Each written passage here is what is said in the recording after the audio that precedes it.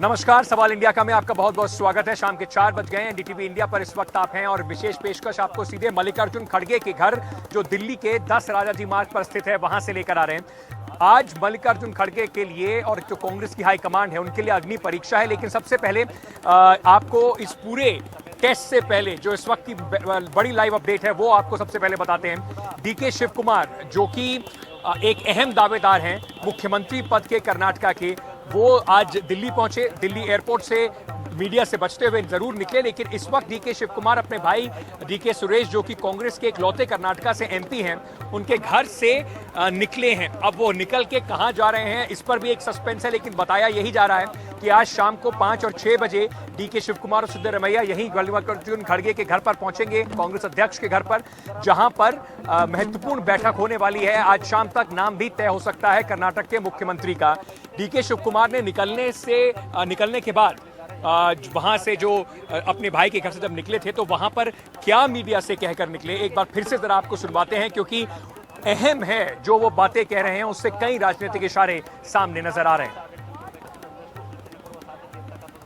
All leaders. First, I have to meet my Congress president. Why should I tell all those things? Why I should tell all those things? And some of them are reporting that I will resign and all bullshit. Nothing. My mother is my party. I have built this party. No question. My high command is there. My party is there. Our MLAs are there. 135. Saurabh कहां पर है?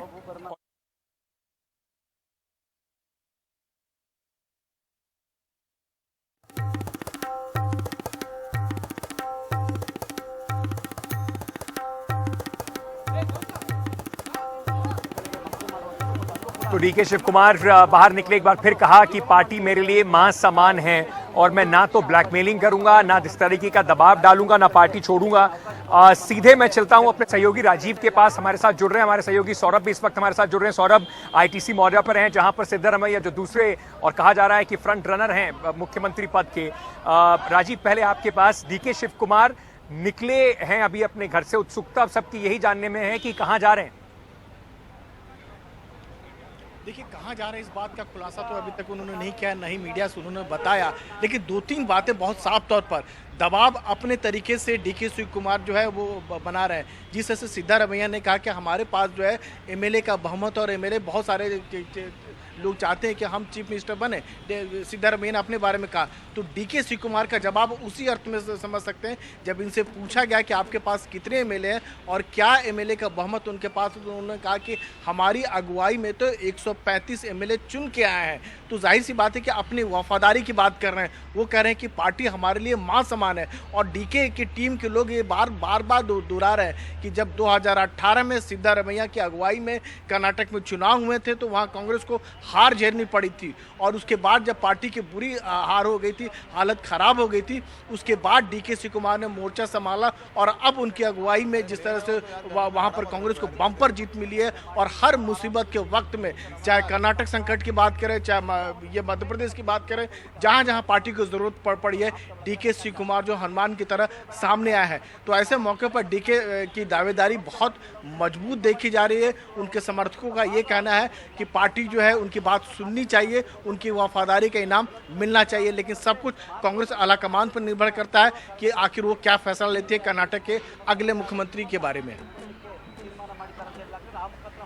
राजीव, बने रहिए हमारे साथ। सौरभ के पास भी चलते हैं। जानकारी अभी निकलकर यही आ रही है कि 5 बजे डीके शिव कुमार मल्लिकार्जुन खड़गे से मिलेंगे, पार्टी अध्यक्ष से, जो खुद भी कर्नाटका से आते हैं। धरतीपुत्र के नाम से उन्होंने चुनाव लड़ा, और उनके लिए भी ये एक अग्नि परीक्षा के तौर पर देखी जाएगी। और साथ ही साथ सौरभ के पास, जो सौरभ इस वक्त सिद्धरमैया जहां पर जिस होटल में रुके हुए हैं उसके बाहर खड़े हुए हैं, 6 बजे सिद्धरमैया की मीटिंग होनी है मल्लिकार्जुन खड़गे से। बड़ा इंटरेस्टिंग इसमें यह भी है सौरभ, रोचक बात यह भी है कि ये कहा जाता है कि मल्लिकार्जुन खड़गे को मुख्यमंत्री 3 बार बनते बनते रह गए कर्नाटका में। आखिरी बार 2013 में जब उनका नंबर आ रहा था, तो सिद्धरमैया थे जिन्होंने उन्हें मुख्यमंत्री बनने ही नहीं दिया, और आज उन्हीं मल्लिकार्जुन खड़गे के हाथ में यह फैसला है कि कर्नाटक का मुख्यमंत्री कौन।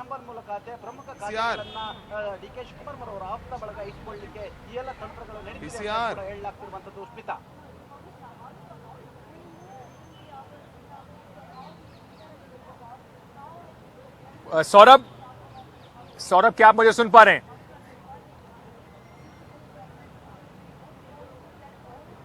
चलिए कोशिश करते हैं कि सौरभ के पास दोबारा चलेंगे और उनसे जानकारी लेने की कोशिश करेंगे कि सिद्धरमैया वहां पर क्या कर रहे हैं। डीके शिव कुमार के कैंप से तो आपको जिस तरीके की खबरें आ रही हैं वो राजीव बता रहे थे।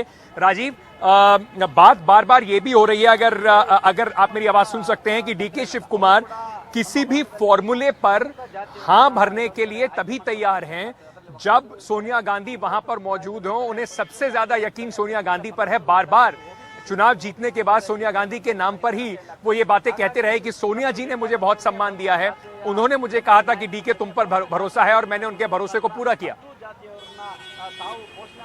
बिल्कुल सही कह रहे हैं। और वो ये बात डीके बार बार इस बात को दोहरा रहे हैं कि जब वो जेल में थे तो सोनिया गांधी उनसे मिलने के लिए आई थी, उनका हौसला बढ़ाई थी। और आपको ध्यान देना होगा कि राहुल गांधी जो है भारत जोड़ो यात्रा के दौरान जब कर्नाटक आए थे तो जब उन्होंने दौड़ लगाई थी तो एक और जो सिद्धारमैया थे और दूसरी तरफ डीके शिव कुमार थे, यानी दोनों को लेकर दौड़ लगाई थी। और सबसे बड़ी बात जो डीके शिव कुमार के बारे में ये कही जा रही है कि एक मजबूत संगठन करता है और कांग्रेस को एक नया जो विजन चाहिए आने वाले कल के लिए, उसके लिए डीके का नाम लिया जा रहा है। और सबसे बड़ी बात ये बता रहे हैं कि कांग्रेस को जब भी मुसीबत आई है, और ये यहाँ ये भी तर्क दिया जा रहा है कि सिद्धारमैया बाहरी व्यक्ति के तौर पर उनको किया जा रहा है। मतलब कांग्रेस के वो जेडीएस से आए हैं और जब जब पार्टी में आए हैं, कभी पार्टी ने उन्हें मुख्यमंत्री बनाया, कभी विपक्ष का नेता बनाया, तो हर बार उनको एक अच्छे पद दिए गए और उनके ओर से लगातार कई बार पार्टी को ब्लैकमेलिंग करके भी पद लिया गया। वहीं डीके इस तरह की कभी बात नहीं की, हमेशा पार्टी के साथ खड़े रहे।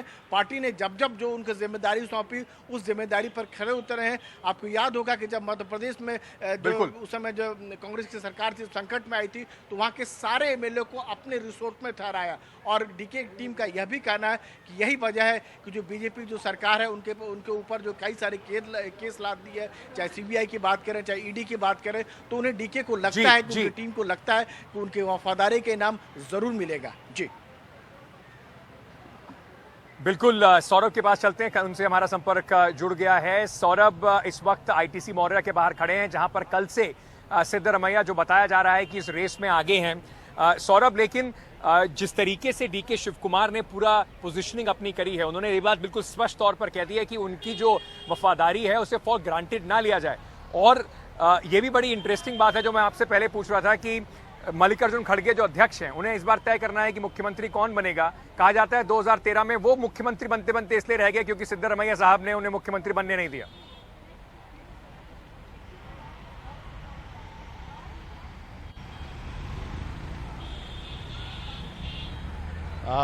देखिए अंकित, सबसे बड़ी बात यह है कि सिद्धरमैया देखिए बिल्कुल शांत है। वो मीडिया से बात नहीं कर रहे हैं। और अभी थोड़ी देर पहले ही उनसे कुछ विधायक मिलने पहुंचे थे, जिसमें पार्टी के जो कर्नाटका में चीफ विप हैं वो भी शामिल थे, पार्टी के चीफ स्पोक्स पर्सन भी हैं वो भी शामिल हैं। और ये सब लोग ऊपर जाके मिल रहे हैं आईटीसी मौर्या के कमरे में, जिस कमरे में सिद्धरमैया है वहाँ से मिलकर के नीचे आए और उन्होंने हमें कन्फर्म किया कि 6 बजे उन्हें मल्लिकार्जुन खड़गे ने मिलने के लिए बुलाया है। देखिए सिद्धरमैया जानते हैं कि विधायकों का साथ उनके साथ है, ज़्यादा विधायक उनके साथ हैं, उनके खेमे में हैं।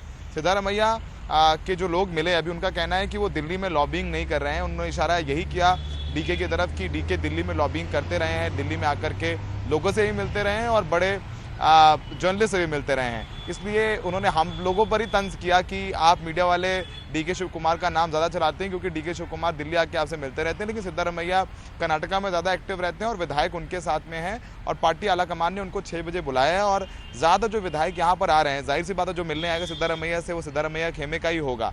तो वो आश्वस्त नजर आ रहे हैं कि सिद्धरमैया ही मुख्यमंत्री बनेंगे। देखिए अंकित, आप तो कर्नाटका गए थे, कवर करके भी आए हैं। सिद्धरमैया ने जो उनकी पोल पिच थी वो तो जो 40% का सीएम और तमाम जो मुद्दे उठाए वो तो थे ही, साथ में सिद्धरमैया ने ये भी कहा है कि ये उनका आखिरी इलेक्शन है, इसके बाद वो इलेक्शन कंटेस्ट नहीं करेंगे। तो ये इमोशनल पिच भी सिद्धरमैया की तरफ से आई थी। ऐसे में पार्टी आला कमान भी शायद इस बात को नज़र में रखे। शायद जो अभी तक समझ में आ रहा है, जो जानकारी मिल रही है, जो यहाँ पे विधायक आ रहे हैं, जो और भी लोग हैं कांग्रेस में, उनसे हम बात करने की कोशिश कर रहे हैं। लगता है लगभग सिद्धरमैया का नाम तय लगता है, ऐसा लगता है, लेकिन ऑफिशियल अनाउंसमेंट तभी करेंगे जब वो डीके शिव कुमार को पूरी तरीके से मना लेंगे। तो अब कवायद डीके शिव कुमार को खुश रखने की है। माने तो हुए हैं पर वो खुशी से माने, ये एक बहुत बड़ी चुनौती है जिसको लेकर के कांग्रेस प्रेसिडेंट खड़गे पहले डीके शिव कुमार से मिल रहे हैं, उसके बाद 6 बजे उन्होंने सिद्धारमैया को मिलने के लिए बुलाया है। अंकित।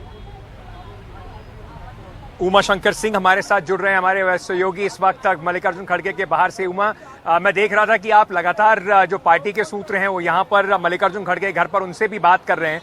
अहम मीटिंगों का दौर है, क्या ये माना जाए कि कहीं ना कहीं जो बाहर हंगामा बना हुआ है, अंदर कांग्रेस ने कहीं ना कहीं मन बना लिया है, फ्रंट रनर सिद्धारमैया हैं, फॉर्मूला तय हो चुका है?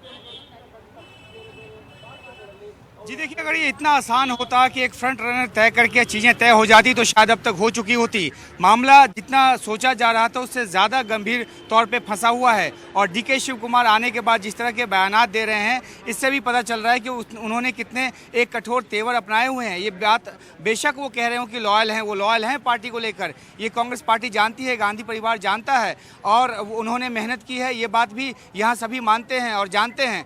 दूसरी अहम बात यह है कि जहाँ तक विधायकों की बात है, तो जैसा कि पहले भी जिक्र किया गया कि वो सीधे तौर पे, क्योंकि वो प्रदेश अध्यक्ष रहे हैं, उनके नेतृत्व में चुनाव लड़ा गया, संगठन का नेतृत्व वो कर रहे थे, तो सीधे तौर पे 135 विधायकों के नेतृत्व का दावा जता रहे हैं, थोड़े से डिप्लोमेटिक लैंग्वेज में। तो दावा उन्होंने छोड़ा नहीं है।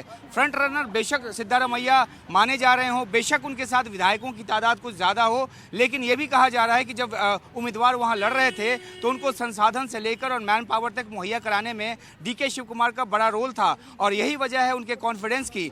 एक अहम बात यह भी है कि वो कहते हैं कि सोनिया गांधी जो कहेंगी वो करेंगे, जो उन्होंने कहा है उन्होंने किया है। उनके ऊपर जिम्मेदारी दी थी कि कर्नाटक जीत के आना है, उन्होंने जीत के ला दिया, और अब जो है वो अभी भी वफादारी की बात करते हैं, लेकिन दावेदारी इस मजबूती के साथ उन्होंने सामने रखा है कि यहाँ पे मीटिंग दर मीटिंग का सिलसिला चल रहा है। अब से थोड़ी देर पहले जो मीटिंग हुई उसमें राहुल गांधी भी मौजूद थे, उसके बाद वो मीटिंग खत्म हुई है। ये माना जा रहा है कि देर शाम तक सोनिया गांधी अगर आज दिल्ली आ जाती हैं तो फिर एक बैठक होगी रात तक, और डीके शिव कुमार को मनाने की कोशिश की जाएगी। अगर जो डीके शिव कुमार के नाम को लेकर हाईकमान जो तय नहीं किया है और सिद्धारमैया के नाम को तय कर लिया है, तो ये देखना है कि किस तरीके से ये मामला अनफोल्ड होता है। पावर शेयरिंग के कई सारे फॉर्मूले कयास लगाए जा रहे हैं, लेकिन सबसे अहम बात यह है कि डीके शिव कुमार अगर सीएम नहीं बनते हैं तो उनको क्या कुछ दिया जाता है, और जो कुछ दिया जाता है क्या खुशी खुशी वो स्वीकारते हैं। क्योंकि अभी उन्होंने एक बहुत बड़ी चेतावनी दी है कि जो चैनल ये चला रहे हैं कि उन्होंने राज्य के अध्यक्ष पद से इस्तीफा दे दिया है या चलाएंगे, उनके खिलाफ वो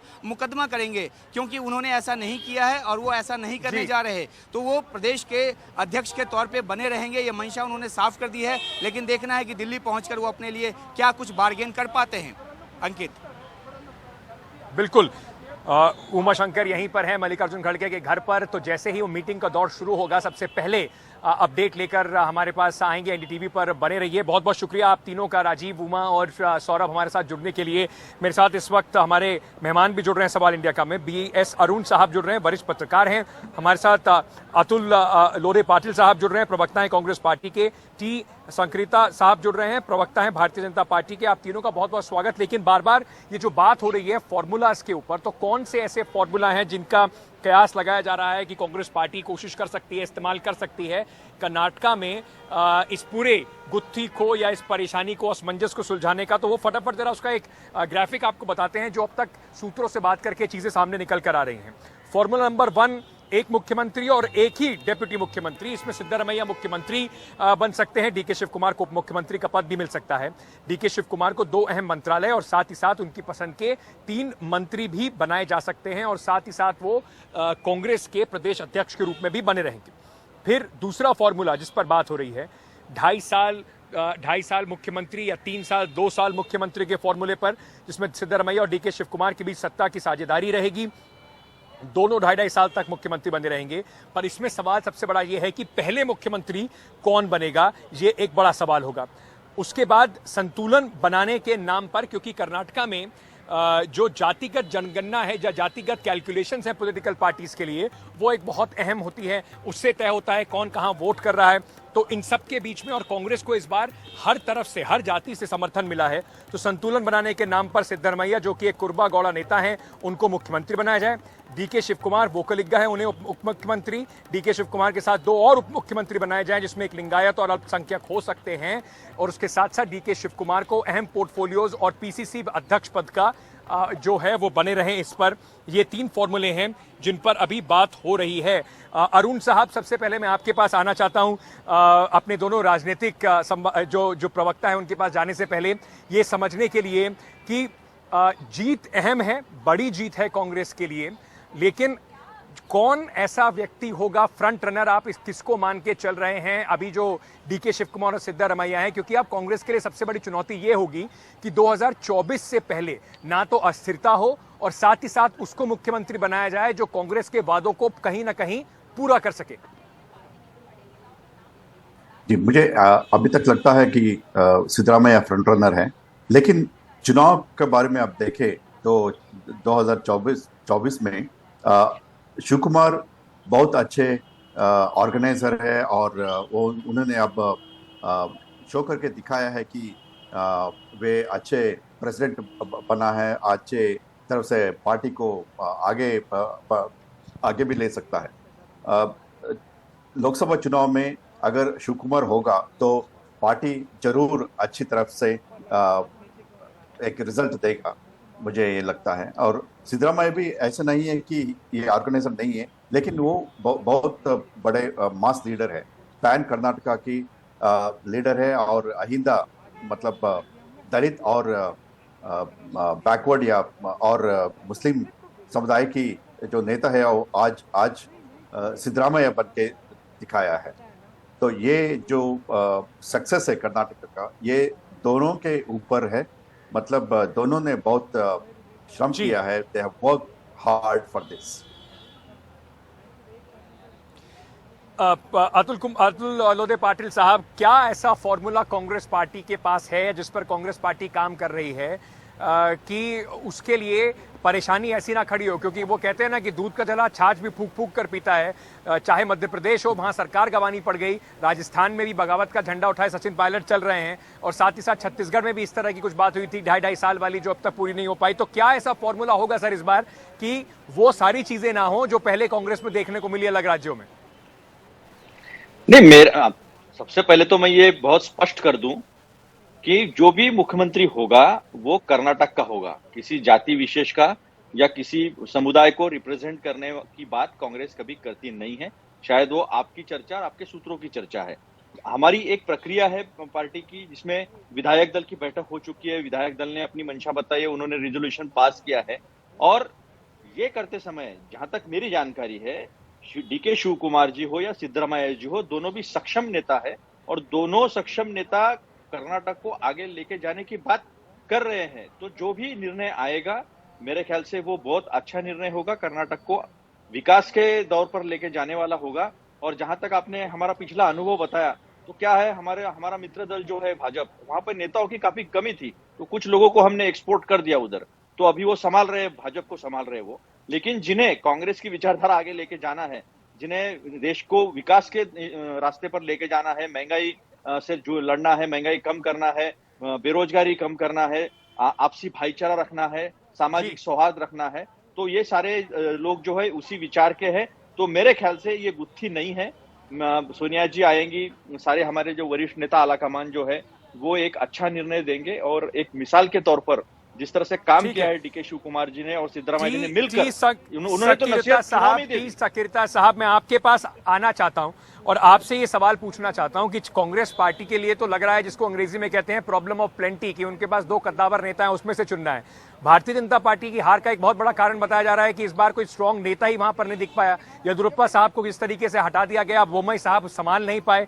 तो कांग्रेस में जो इस वक्त हो रहा है, बीजेपी का ध्यान उस पर ज्यादा है या इस बात पर कि हार किस बात से हुई उस पे एनालिसिस ज्यादा है? देखिए, पहला चीज तो मैं कांग्रेस को आपका माध्यम से धन्यवाद बधाई देना चाहता हूं, क्योंकि उसको पास एक पूर्ण बहुमत का सरकार मिले है और उसका सरकार बनने का इसका मौका मिला है। दूसरा चीज है, ये जो हार है भारतीय जनता पार्टी का कर्नाटका में, हम उसको बहुत विनम्रता रूप से हम्बली उसको स्वीकार करते हैं और ईवीएम को ब्लेम नहीं करते। पहला चीज है, ये नोट डाउन कीजिए। और ये जो हार है हम लेते हैं। हमने कभी भी 500 वोट, हमारा कैंडिडेट को 500 वोट आए तो नहीं तो 1000 वोट आए तो हम सेलिब्रेट करते थे। ऐसा लेकर 2 बार हम सत्ता में आए हैं, 2 बार पूर्ण बहुमत सरकार बनी है। ये है हमारा जर्नी है, ये जर्नी में बहुत कुछ हमने देखा है, ये हमारे लिए एक लेसन है। लेकिन जब हम कर्नाटका का कांग्रेस में उनको एक मौका मिला है, इधर का कर्नाटका का जनता अभी इलेक्ट्रिसिटी बिल पे करने के लिए तैयार नहीं है।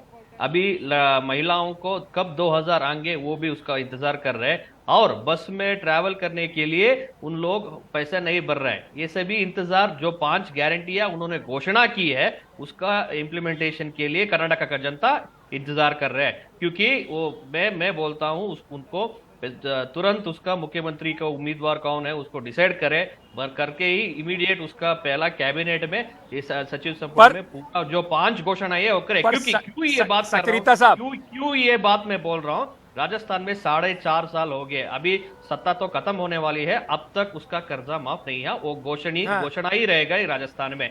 और कर्जा तो माफ तो करो, 22,000 किसानों का चुनाव में भी जमीन, ये तो सर ये चुनाव में भी कैंपेन हुआ था, पर सक्रियता साहब एक सेकंड, आप हमारी भी सुन लीजिए, हमारी भी सुन लीजिए। अब वो राजस्थान की कैंपेन आपने, अभी मुझे पता है कि अब अगला चुनाव वहां है तो वहां की कैंपेन शुरू हो जाएगी, लेकिन आप जो कह रहे हैं जल्द से जल्द मुख्यमंत्री चुने, बिल्कुल जाहिर सी बात है कि कांग्रेस भी चाहेगी, लेकिन सर बीजेपी जब कहती है कि जल्द से जल्द चुने, जनता इंतजार कर रही है। मैं जरा कुछ एग्जाम्पल आपके सामने रखना चाहता हूं भारतीय जनता पार्टी के राज्यों के, जहां पर सरकार बनी, चुनाव के बाद कितना समय लगा मुख्यमंत्री का नाम तय करने में। जरा वो ग्राफिक हम ले चलाते हैं। सीएम तय करने में महाराष्ट्र के अंदर विधानसभा के नतीजे आते हैं 19 अक्टूबर को 2014 में, और देवेंद्र फडणवीस के नाम की घोषणा हुई 28 अक्टूबर को, करीब 10 दिन बाद। उसके बाद 2017 में उत्तर प्रदेश का चुनाव, 11 मार्च को चुनाव के नतीजे आते हैं। योगी आदित्यनाथ का नाम आप डिसाइड करके बताते हैं 18 तारीख को, करीब 1 हफ्ते बाद। ये पहली बार नहीं है कि जो सीएम नाम तय करने में देर हुई हो। असम की अगर हम बात करें तो 2021 में 2 मई को नतीजे आते हैं, हेमंत बिस्वा शर्मा का नाम की घोषणा होती है 9 मई को। मंत्रिमंडल विस्तार की अगर मैं बात करूं तो 30 जून को 2022 में महाराष्ट्र में एकनाथ शिंदे साहब की सरकार बनती है, मुख्यमंत्री बनते हैं। 40 दिन का इंतजार लगता है आपको कैबिनेट के नाम तय करने में। तो भारतीय जनता पार्टी तो खूब आराम से 10-10, 15-15 दिन लेती है सर मुख्यमंत्री का नाम अनाउंस करने में। कांग्रेस को तो जीते हुए अभी 3 दिन ही हुए हैं, तो थोड़ा समय दे दीजिए उन पे सवाल पूछने से पहले।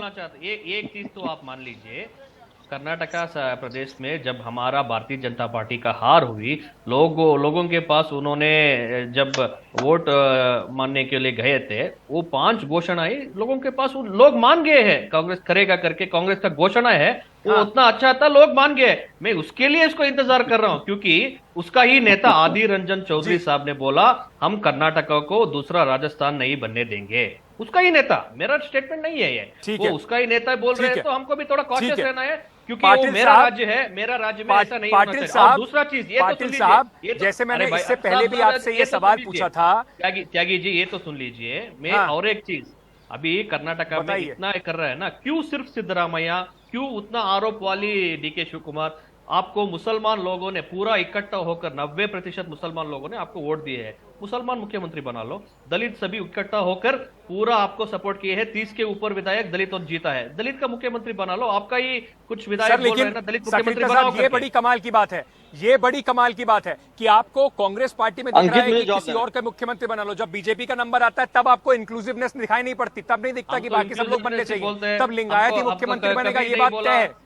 नहीं, मैं देखिए एक बड़ा समाज, मुसलमान समाज 90% इकट्ठा होकर 90% कांग्रेस को सपोर्ट किया, और उसका वक्फ बोर्ड का चेयरमैन बोलता है 70 के ऊपर सीट कांग्रेस ने जीता है मुसलमानों। ठीक है, मुझे मुख्यमंत्री बना सकते वो लोग। मुझे छोटा सा सर, कांग्रेस का अगर आप देखेंगे तो मुसलमानों ने जरूर वोट किया है, लेकिन लिंगायतों ने भी वोट किया है। 34 सीटें लिंगायतों ने इस बार कांग्रेस को दी है, बीजेपी को 20 सीटें मिली हैं। तो सभी वर्गों ने वोट दिया है। तो ये देखना पड़ेगा कि कांग्रेस उसको कैसे बैलेंस करती है। पाटिल साहब से जवाब लेंगे, पर एक छोटा सा ब्रेक लेके हमारी चर्चा जो है जारी रहेगी। छोटा सा ब्रेक लेके वापस आ रहे हैं।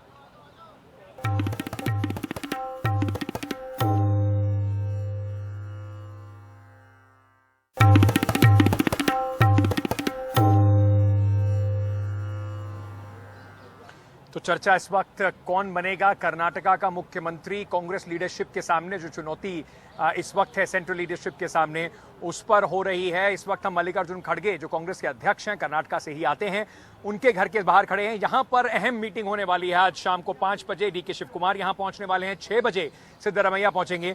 पाटिल साहब, आप ब्रेक पे जाने से पहले सुन रहे थे सगरिद्दा साहब की बात, वो बार बार कह रहे थे कि अरे मुसलमानों ने भी वोट दिया, उनको भी मुख्यमंत्री बना दीजिए। वहीं पर बेंगलुरु में लिंगायत समाज ने चिट्ठी लिखकर कहा है कि उनका मुख्यमंत्री बनना चाहिए। 34 सीट उन्होंने कांग्रेस पार्टी को दी है। जी परमेश्वर साहब के जो समर्थक हैं वो भी कह रहे हैं कि उनको मुख्यमंत्री बनाइए, दलित को मुख्यमंत्री बनना चाहिए। तो कांग्रेस के लिए इस वक्त चूज करना बड़ा मुश्किल होगा। नहीं, मैंने कहा कि कांग्रेस सबको लेके चलने वाली पार्टी है। ये भाजपा का सांप्रदायिक चेहरा जो है वो हमारे मित्र जो संकीर्ता, उनके जो बोल है उससे बाहर निकला है। अगर यही लॉजिक है तो फिर क्षत्रियों ने 95% जो है वोट दिया है लोकसभा में, तो फिर राजनाथ सिंह को बना दीजिए प्रधानमंत्री, क्यों मोदी जी को बनाते? कितनी है उनकी संख्या? कुछ संख्या नहीं है मोड़ घांची लोगों की। तो ये जो संकीर्ण सोच है और ये सांप्रदायिक चेहरा भाजपा का बार बार आगे आता है, जिन्होंने मुस्लिमों को कहीं भी टिकट देते नहीं है, ये उन्हें नागरिक ही नहीं समझते, ये द्वितीय दर्जे का नागरिक समझते हैं। ये उत्तर प्रदेश में अभी सोच टिकट की दिए हैं कमी और है। काफी सारे मुसलमान कैंडिडेट जीत के भी आए हैं बीजेपी के नाम पर। आप अंकित जी, आप लोकसभा और विधानसभा में मुझे एक भी कैंडिडेट दिखा दीजिए। क्यों आप इधर उधर की बात करते हो? जो सही बात है वो देश के सामने जाना चाहिए और देश ने पहचान लिया है, इसलिए ये बौखलाहट है। हमें सबने जो है सपोर्ट किया है, कर्नाटक की जनता का सपोर्ट हम मानते हैं उसको। और जो 5 गारंटी की बात की है, तो संकीर्ता जी टेंशन मत लो, 5 गारंटी पूरी होगी। ऐसा नहीं कि हमने ओपीएस दिया तो ओपीएस में केंद्र सरकार को हमने रिक्वेस्ट की कि जो पैसा न्यू पेंशन स्कीम में दिया है कर्मचारियों ने, वो पैसा वापस दीजिए, तो उससे भी आपने मना कर दिया। आपके हर वायदे जो है वो लोगों को पता है। पहले दिन में किसानों का कर्जा माफ कर दूंगा, 2014 की बात है। 2 करोड़ रोजगार की बात है, 15 लाख आने की बात है, गुड गवर्नेंस की बात है, और स्टैंड अप सिटअप की तो एक लाइन है स्मार्ट सिटी की। तो कोई भी वायदे पर आप खरे उतरे नहीं है, हम खरे उतरे हैं। 500 रुपए का सिलेंडर दिए, आपने 200 रुपए का सिलेंडर कहा था, आपने कहा था 35 रुपए का पेट्रोल, आपने डॉलर और रुपया बराबर करने की बात कही थी। 58 रुपए का डॉलर जो है वो था आईसीयू में, अभी 82 रुपए का डॉलर कहाँ पहुंच गया? तो ये सारी बातें जो है आपकी प्रवृत्ति है, वचनबद्धता हमारी प्रवृत्ति है, ये जनता जानती है। सर, वो बीएस अरुण साहब, मैं आपके पास आना चाहता हूं। यहाँ पे आरोप प्रत्यारोप तो लगते रहेंगे, लेकिन कांग्रेस के प्रवक्ता ये बात जरूर कह सकते हैं कि देखिए हम जाति और धर्म पे हम इस पे नहीं जाएंगे। पाटिल साहब, अरे पाटिल साहब, सर ये मुझे भी पता है, आपको भी पता है कि कैसे कास्ट इक्वेशंस हर चुनाव में कितनी जरूरी हो जाती हैं, लेकिन बीएस अरुण साहब, कांग्रेस के लिए चुनौती होगी क्योंकि इस बार कांग्रेस को चौतरफा वोट मिला है। सर आपने अपनी बात बोल दी, सर आपने अपनी बात बोल दी, आपने अपनी बात कह दी सर। अब मुझे मेरे दूसरे गेस्ट के पास जाने दीजिए। अरुण, बीएस अरुण साहब, करवाकर देश में सांप्रदायिकता फैलाते हैं। पाटिल साहब, इस तरीके से हम चर्चा नहीं कर पाएंगे। आपसे सवाल पूछा, आपने जवाब दे दिया, मुझे अपने दूसरे गेस्ट के पास जाने दीजिए। बीएस अरुण साहब, जिस तरीके से जो बात कही जा रही है, कर्नाटका में बहुत जरूरी है। कांग्रेस को बहुत दिनों बाद लिंगायत अच्छे खासी संख्या में वोट मिला है। वोकलिग्गा को अगर मुख्यमंत्री बनाते हैं तो हो सकता है उनकी नाराजगी झेलनी पड़े। तो ये जो कास्ट कॉम्बिनेशन जो फैक्टर है कांग्रेस पार्टी के लिए, कितना अहम होगा और उसको कैसे बैलेंस करेगी कांग्रेस? जी, कास्ट फैक्टर तो बहुत अहम है, मैं ये भी मानता हूँ, लेकिन सिर्फ एक को मुख्यमंत्री बन सकता है, ये कांग्रेस भी जानती है और सब अन्य पार्टी भी जानती है। लेकिन अब कांग्रेस ने ये जो कैंडिडेट्स है वो एस्पिरेंट्स थे चुनाव के पहले, जब चुनाव हुआ वो एस्पिरेंट भी थे।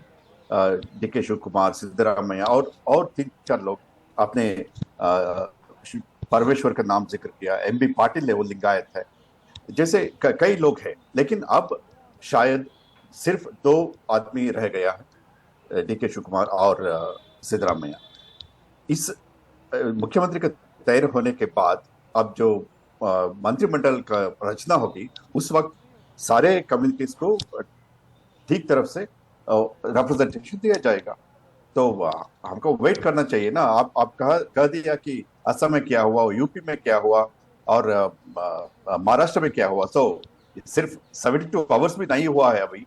तो we have to wait and see कि what happens. I think they will take a wise decision. थोड़ा समय देना पड़ेगा और इंतजार इस पे बना हुआ है, क्योंकि कांग्रेस पार्टी हमने देखा कि 2014 के बाद से जो आमने सामने के चुनाव हुए हैं उसमें अक्सर चुनावों में बीजेपी के सामने हार का सामना मिला। तो इस वजह से जो जीत और बड़ी जीत कांग्रेस को अब कर्नाटक में मिली है, इस वजह से ज्यादा उत्सुकता इस बात पे है कि कांग्रेस अब आगे क्या करने वाली है। इस जीत के कई मायने हैं, 2024 के हिसाब से भी कई मायने हैं, उस पर भी चर्चा करेंगे। पर अभी के लिए हमारे मेहमानों का बहुत बहुत शुक्रिया। छोटा सा एक ब्रेक लेके वापस आ रहे हैं। खबरों का सिलसिला सवाल इंडिया का में जारी है।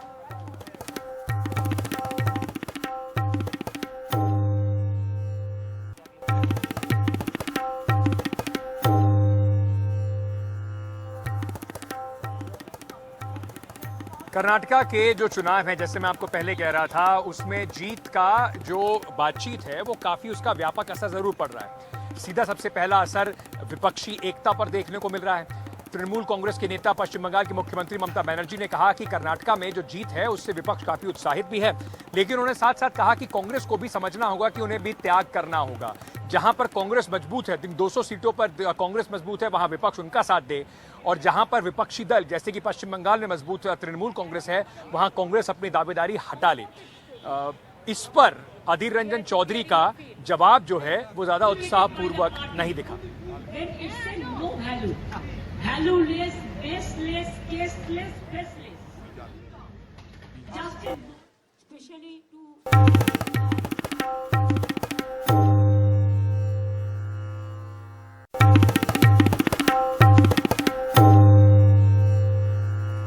आज प्रधानमंत्री नरेंद्र मोदी ने करीब एक वीडियो कॉन्फ्रेंसिंग से रोजगार मेले में 71,000 युवाओं के नियुक्ति पत्र जो हैं वो बांटे। एक लगातार एक कार्यक्रम प्रधानमंत्री नरेंद्र मोदी का और बीजेपी सरकार का शुरू हो चुका है, जिसमें ये शायद तीसरी बार है जब इस तरीके का एक रोजगार मेला शुरू करा गया। लगातार जो भारतीय जनता पार्टी पर विपक्ष का हमला है कि यहाँ पर अनएम्प्लॉयमेंट यानी कि बेरोजगारी बढ़ रही है, उसको काउंटर करने के लिए उसके खिलाफ ये पूरा कार्यक्रम इस्तेमाल किया जा रहा है।